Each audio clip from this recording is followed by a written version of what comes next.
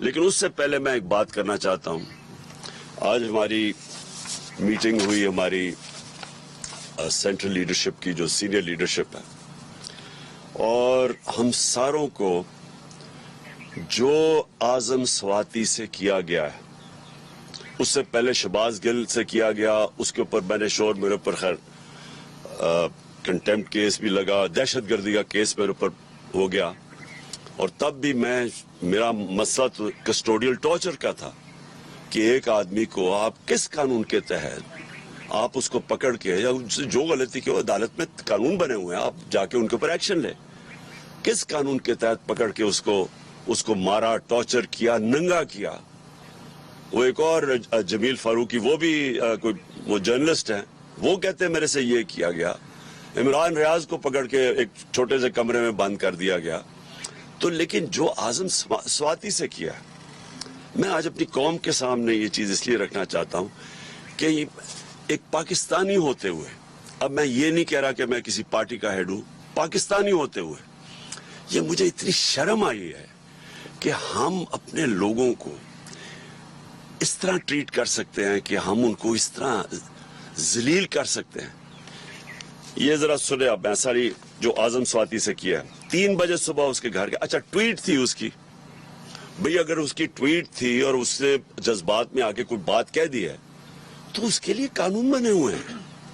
یہ کیا لکھا ہوا ہے کہ یہ ہونا چاہیے تھا کہ 3 بجے اس کے گھر اس کے لوگ آئے, یہ ایف آئی اے کے, اس کے بچوں کے, اس کے پوتے اور پوتی کے سامنے, 4 سال کی اور 8 سال کی, ان کے سامنے اس کو مارنا شروع کیا. ایک 75 سال کے آدمی کو اس کو مارا, نوکروں کے سامنے, گھر میں چیزیں توڑی, اور اس کے بعد اس کو پولیس اسٹیشن لے کے گئے. پولیس اسٹیشن سے ایجنسیز کے ہاتھ میں پکڑا دیا. یہ کس قانون کے تحت پکڑا ہے؟ یہ کون سا پاکستان کا آئین اجازت دیتا ہے کہ آپ پکڑ کے ان کو ایک آدمی کو ایجنسیز کے ہاتھ میں پکڑا دیں؟ اور ایجنسیز نے مزید اس کے اوپر تشدد کیا, ادھر جا کے انہوں نے اس کو ننگا کیا, ٹارچر کیا, سیکشلی ٹارچر کیا. اس نے عدالت میں آ کے بتایا کہ اسے کیا کیا. 75 سال کے آدمی سے, ملک کا سینیٹر, کتنا بڑا جرم تھا کہ جو اس سے یہ کیا گیا. ساری دنیا کے اندر یہ خبر گئی, یہ سارے باہر کے واشنگٹن پوسٹ جیسے بڑے بڑے اخباروں میں یہ خبر گئی. اور خبر کیا گئی کہ پاکستان کے سینیٹر کے اوپر تشدد کیا اور اس کو پکڑ کے جیل میں ڈالا. کیوں؟ کیونکہ اس نے آرمی چیف کی تنقید کر دی. آپ دنیا جمہوریت کے اندر یہ کوئی آرمی چیف کی تنقید کرنے پہ یہ ہوتا ہے کیا؟ یہ سزا ملتی ہے؟ سو دنیا کے اندر یہ شوق ہے, لوگ حیرت میں ہیں کہ یہ کیا ہوا ہے. سارے باہر کے اخباروں, میں نے پوری کٹنگ ہے جو باہر کے اخباروں کے اندر یہ چیزیں پبلش ہوئی ہیں, یہ ساری جگہ یہ خبر پبلش ہوئی ہے. اس سے سب سے بڑی بدنامی پاکستان اور اس کی جمہوریت کی, کہ کسی جمہوریت میں تصور نہیں کوئی کر سکتا.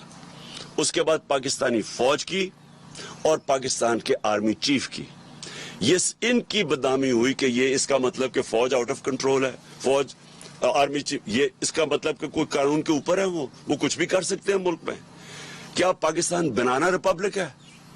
اور کیا ایک آئین ہمیں انسان کو ڈگنیٹی نہیں دیتا؟ کہ آئین ہماری عزت کو پروٹیکٹ نہیں کرتا کہ اس طرح انسان سے کیا جائے؟ اور ہم نے آج فیصلہ کیا کیا؟ ہم نے یہ فیصلہ کیا, سب سے پہلے تو میں سپریم کورٹ سے, جن کا کام ہے انسانوں کے فنڈامنٹل رائٹس کی حفاظت کرنا, میں ان سے کہتا ہوں کہ پہلے تو آپ کو جب وہ شہباز گل بتا رہا تھا اور پھر وہ جمیل فاروقی بتا رہا تھا کہ ان کو ننگا کیا گیا, ان کے اوپر آپ کو ایکشن نہیں لینا چاہیے تھا.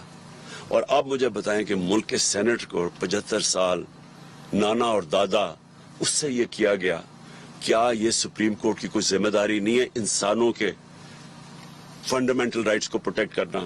ہم نے یہ اس کے علاوہ فیصلہ کیا, ہم پنجاب اور پختونخوا کی اسمبلی کے اسپیشل سیشن کال کریں گے اس ایشو کے اوپر.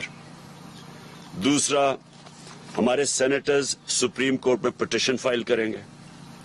تیسرا، ہم انٹرنیشنل آرگنائزیشنز کو اپروچ کریں گے اب، جس کے اندر نمبر 1 ہیومن رائٹ کمیٹی جو جنیوا میں آن ٹارچر ہے، اس کی ICCPR جو ان کی ہے اس کے مطابق اس کے اوپر ہم ان کے اوپر پورا لکھیں گے کہ اس سے کیا ہوا ہے. یونائٹڈ نیشنز کا جو اسپیشل ریپورٹر ہے ٹارچر کے اوپر، اس کے پاس ہم بھیج رہے ہیں. یہ یورپین یونین کے ہیومن رائٹس کا جو اسپیشل ریپرزینٹیٹو ہے ان کے پاس ہم یہ بھیج رہے ہیں ساری ڈیٹیلز. اور انٹرنیشنل پارلیمنٹری یونین بھی ہے پارلیمنٹیرینز کی، ان کے پاس بھی ہم یہ سارا بھیج رہے ہیں. اور مجھے بڑے افسوس سے کہنا پڑتا ہے کہ جو سینٹ کا چیئرمین ہے، مجھے افسوس سے کہنا پڑتا ہے کہ اس نے پروڈکشن آرڈر نہیں کیے. کس کے ڈر سے؟ کیا سینٹ کے چیئرمین کی یہ ذمہ داری نہیں تھی کہ اعظم سواتی کے پروڈکشن آرڈر دیتے؟ کس سے ڈرے ہوئے تھے وہ؟ اور میں آخر میں، جو آدمی ذمہ دار ہے اس کا، مجھے پتا ہے کہ جب سے ایک آدمی کی پوسٹنگ ہوئی ہے اسلام آباد میں اس طرح کی چیزیں ہونی شروع ہو گئی ہیں. یہ جو سارے تشدد کے کیس ہیں جب سے وہ یہاں آیا تب سے ہوا ہے.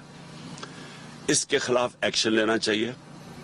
یہ آدمی نے ملک کی بدنامی کر رہا ہے، یہ آدمی اس ملک کے آئین توڑ رہا ہے، اور یہ آدمی اداروں کو بدنام کر رہا ہے. یہ آدمی اداروں کے خلاف نفرتیں پیدا کر رہا ہے. اور اس نے اگر آرمی چیف کو خوش کرنے کی کوشش کی ہے، اور مجھے پورا یقین ہے یہ آرمی چیف کو نہیں پتا ہوگا کہ یہ جو ہوا ہے، اس نے نقصان پہنچایا ہے. اور میں آج ڈیمانڈ کرتا ہوں کہ اس کے اوپر ایکشن لیا جائے، کیونکہ جب سے یہ آیا ہے کبھی کسی کو سوشل میڈیا کے لوگوں کو پکڑ کے دھمکیاں دے کو اٹھا کے لے جاتے ہیں. جو عمران ریاض سے ہوا ہے، جو یہ ارشد شریف سے ہوا، جرنلسٹ کے پیچھے پڑے ہوئے ہیں. اور ہمارے یہ جو 2 کیسز ہوئے ہیں، ایک پروفیسر تھا جو شہباز گل، وہ کوئی دہشت گرد نہیں تھا، کوئی کرمنل نہیں تھا، وہ ایک پروفیسر تھا.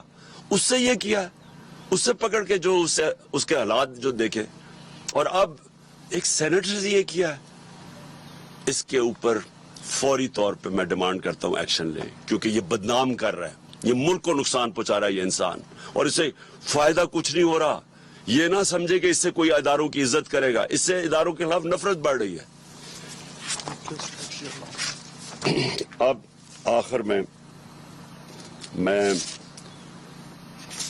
لانگ مارچ کے اوپر آتا ہوں. دیکھیں، میں نے پوری انتظار، یعنی 25 مئی کے بعد، 25 مئی میں ہم نے کوشش کی کہ پرامن ایک پریشر ڈالے جائے، جو کہ گورنمنٹ کا، جو اپوزیشن پولیٹیکل پارٹیز کا کام ہے، کہ ہم آئین کے اندر رہتے ہوئے ایک پریشر ڈالے ہیں کہ ایک ایسا سیٹ اپ لے آئے ہیں جو کہ ساری نظر آ رہا تھا کہ پبلک اس کو ایکسیپٹ ہی نہیں کر رہی. کبھی پاکستان میں خود اس طرح پبلک نکلی نہیں، کبھی ایسے نہیں ہوا. تو جب پبلک نہیں ایکسیپٹ کر رہی، اور انہوں نے یہ وہاں سندھ ہاؤس میں منڈی لگی ہوئی ہے کہ آپ نے قیمتیں لگا کے لوگوں کے ضمیر خرید کے لوٹے بنا کے تو آپ نے اسمبلی کرائی ہے. اور پھر واضح اب تو سب کو پتا چل گیا نا سائفر کا، کیونکہ میں ان کا شکریہ ادا کرنا چاہتا ہوں ان کا یہ جو آڈیو لیکس میں، کہ اب ساروں کو پتا چل گیا. پہلے تو کہتے تھے سائفر ہے ہی نہیں، اب سب کو پتا چل گیا کہ سائفر ہے. تو یہ بیرونی پریشر، بیرونی انہوں نے دھمکی ملی تھی کہ جناب عمران خان کو ہٹاؤ اور شہباز شریف کو لے آؤ، کیونکہ عمران خان کو ہٹانے میں تو شہباز شریف نہیں آنا تھا. تو یہ تو سارا واضح ہو گیا کہ پبلک نے یہ نہیں ایکسیپٹ کیا. اور پبلک کو خاص پھر اوپر سے معیشت نیچے لے گئے، مہنگائی اسپانوں پہ چلی گئی. مہنگائی کم کرنے آئے تھے، 50 سال میں سب سے زیادہ مہنگائی ہے آج پاکستان میں. تو انڈسٹری بند ہو رہی ہے، ایکسپورٹس نیچے جا رہی ہیں، ریمیٹنسز نیچے جا رہی ہیں، اور صرف ایک ہی اب سلوشن ہے، کس طرح ان کو کوئی قرضے دے دے یا قرضے معاف کروا دے. دیکھیں، اس ملک کی ضرورت صرف ایک اس وقت ہے، صاف اور شفاف الیکشن. یہ ملک جس طرف یہ لے کے جا رہے ہیں تیزی سے نیچے، یہ صرف اب ایک طرح ہی نکل سکتا ہے، صاف اور شفاف الیکشن جو پولیٹیکل سٹیبلٹی لے کے آئے. जब तक सियासी इस्तेकामात नहीं होगी, इस्तेकाम नहीं आएगा सियासी तौर पे, माशत नहीं ठीक होने लगी, क्योंकि माशत तो नीचे जा रही है। वो दार को लेके आए हैं जो कि खुद एक बहुत बड़ा मुजरिम है, जिसने स्टेटमेंट दी हुई है मनी लॉन्ड्रिंग की, कि मैं जो 2000 के अंदर इसने मैजिस्ट्रेट के सामने स्टेटमेंट दिया, वो जो हुदैबा पेपर मिल का केस था, कि मैं शरीफ खानदान के लिए मनी लॉन्ड्रिंग करता था। फिल्म बनी हुई है इसके ऊपर बीबीसी की, कि कैसे वो काजी फैमिली लंदन में बैठी थी, यहां से पैसे भिजवाता था, फिर उनको लॉन्डर करके पाकिस्तान लेके आता था। ये मुल्क को नहीं संभाल सकता है, इनके पास अब कोई रास्ता नहीं है।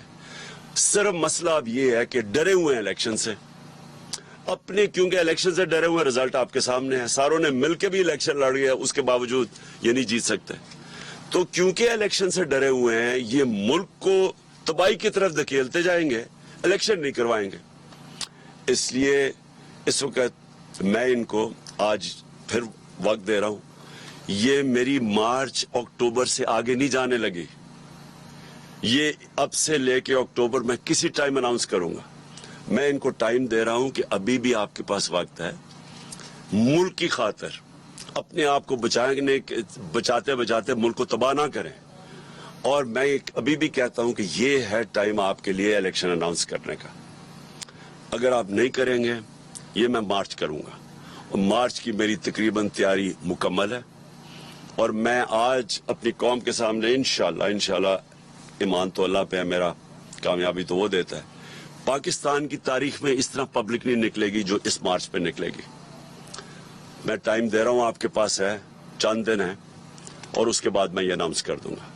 एक दफा मार्च हो गई और एक दफा पब्लिक जब सड़कों पे निकलाती है, ये याद रखें कि अब तक हमारी सारी 6 महीने की स्ट्रगल आप देख लें, आइन के बीच में रह के किए। हमने जलसे किए हैं, पब्लिक दिखा दिया कि पब्लिक किधर खड़ी है। जलसों में कभी इतने बड़े जलसे नहीं हुए। हमने ये भी दिखा दिया कि जब इलेक्शन आया 17 जुलाई का, तब भी कि पब्लिक किधर खड़ी है। अब फिर इलेक्शन में, बाय इलेक्शन जो भी बीच में, सबको पता पब्लिक किधर खड़ी है। और ये मार्च में पता चल जाएगा कि पब्लिक किधर खड़ी है। एक चीज आखिरी में मेरी बात, कि देखें श्रीलंका में क्या हुआ।